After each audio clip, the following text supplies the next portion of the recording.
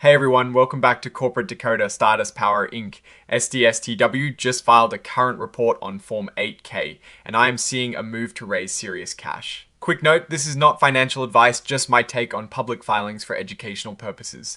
The company is tapping the public markets for up to $5 million, and it is a common move for companies like this. So on May 8, 2026, Stardust Power Incorporated, or Stardust Power Inc., as it is known, made a pretty important announcement. They entered into what is called an at-market issuance sales agreement. This basically means they've hooked up with an agent, in this case B Riley Securities Incorporated, to sell their common stock. Think of it like this: Stardust Power Inc. has shares of their company and they can sell them gradually, whenever they feel the time is right, through B Riley Securities Incorporated. The total amount they can raise through this agreement is up to $5 million.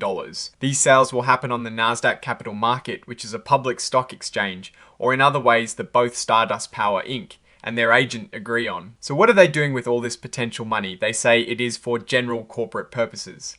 This is a pretty standard way for companies to say they will use the funds for whatever they need, like operations, expanding their business, or paying off debts. It is also worth noting that B Riley Securities Incorporated and its related companies have worked with Stardust Power Inc. before.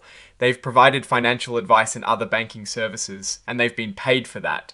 This isn't unusual. Investment banks often have ongoing relationships with the companies they work with. The actual agreement is filed as Exhibit 1.1 to this report. And then there is Exhibit 5.1, which is an opinion from a law firm, Gibson Dunn and Crutcher LLP, saying that the shares they plan to sell are legally okay to issue. The report is signed by Roshan Pujari, who is the Chief Executive Officer of Stardust Power Inc., showing that this action has the top leadership's approval.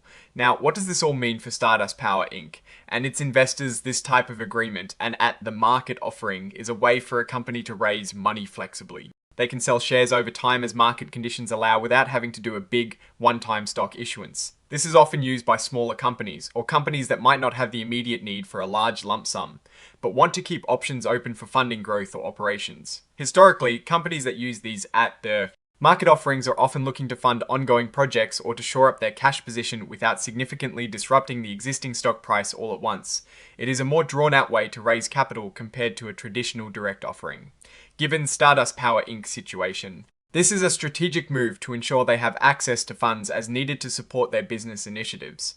It is a sign that the company is proactive about its financial health and is utilizing available tools to manage its capital. The key will be how they deploy these funds and whether it leads to tangible growth and value creation for shareholders. That is my take. Stay decoded. If you found this breakdown helpful, smash that like button and subscribe for more. Check the description for our Discord and more.